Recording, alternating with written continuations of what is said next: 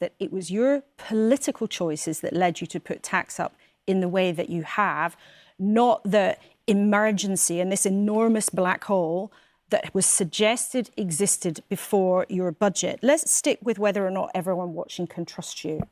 Do you deny you created the perception before the election that you wouldn't put people's taxes up? Well, before the election, we did set out a number of tax increases. We said we would get rid of the non-dom tax status, which we have. Do you deny that you led people to believe you wouldn't put their taxes up, ordinary people's taxes? Well, we had a manifesto commitment not to increase the rates of income tax, national insurance or VAT, and also that we would keep corporation tax at its current levels.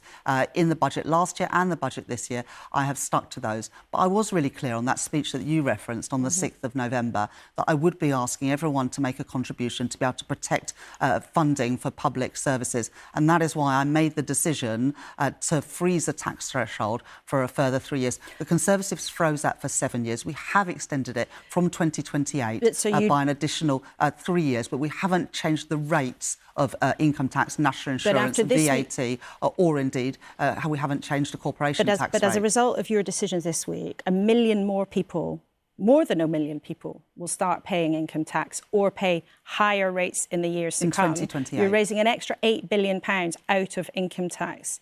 So whether it was the spirit or the letter of your election promise that you wouldn't put taxes up on working people, you have broken that promise, have you not? Well, I was really upfront in my speech, both in the budget this week and also on the 6th of November. So let's be upfront now. You've broken that promise, haven't you? Well, I have asked people to make a contribution. We didn't break the manifesto. We haven't broken the manifesto because that's explicitly said about the rates. But am I asking working people to pay a bit more? Yes, I am asking working people to pay a bit more. And I have been clear and honest about that. The Conservatives did it by sort of trying to sweep it under the carpet.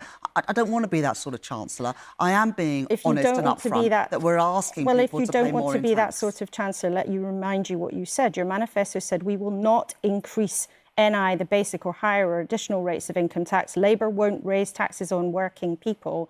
And you created that perception. And now, after all, you are putting their taxes up and you won't even admit to people that you have broken the spirit of that promise. You're saying, oh, well, if you'd read the small print, you might have realised we'd do it anyway. It wasn't a small print. It was in the next sentence, Laura. It said those specific taxes. But I do recognise that we are asking people to pay more. That is a choice I made. I could have chosen, as I said to Matt Chorley in that interview on the 10th of November, to make deep cuts to public spending.